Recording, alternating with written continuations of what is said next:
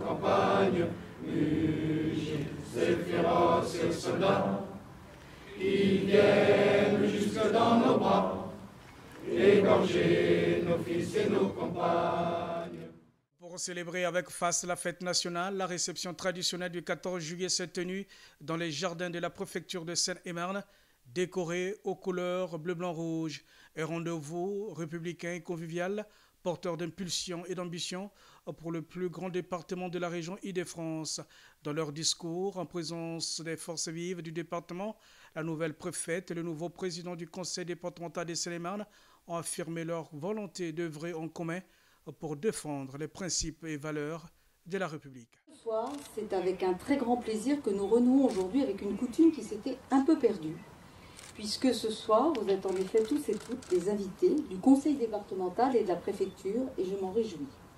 C'est notre quotidien que de travailler ensemble avec le conseil départemental, mais aussi avec toutes les collectivités du département pour mettre en œuvre concrètement nos valeurs républicaines. Ces valeurs n'appartiennent pas qu'à l'État. Elles appartiennent à la nation tout entière et irriguent en ce sens toute l'action publique, quelle que soit l'institution dont elle émane. Ces valeurs, Victor Hugo les définissait comme les 3 marches du perron suprême. La liberté, c'est le droit, l'égalité, c'est le fait, la fraternité, c'est le devoir. Je le constate au quotidien.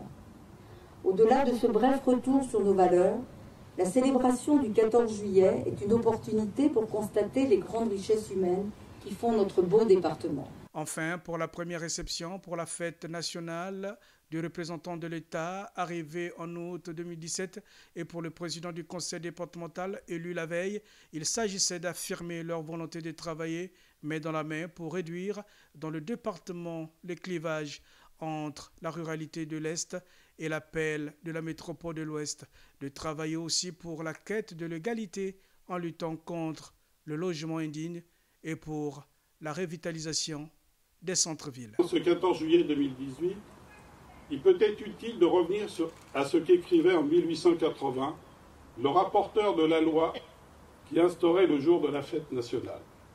La journée du 14 juillet est la consécration de l'unité de la France. L'ancienne royauté avait pour ainsi dire fait le corps de la France et la Révolution avait donné à la France conscience d'elle-même. C'est bien ça le 14 juillet, chers amis, une nation, un corps et une unité. Un moment pour se rassembler, voire pour lever nos verres, comme tout à l'heure.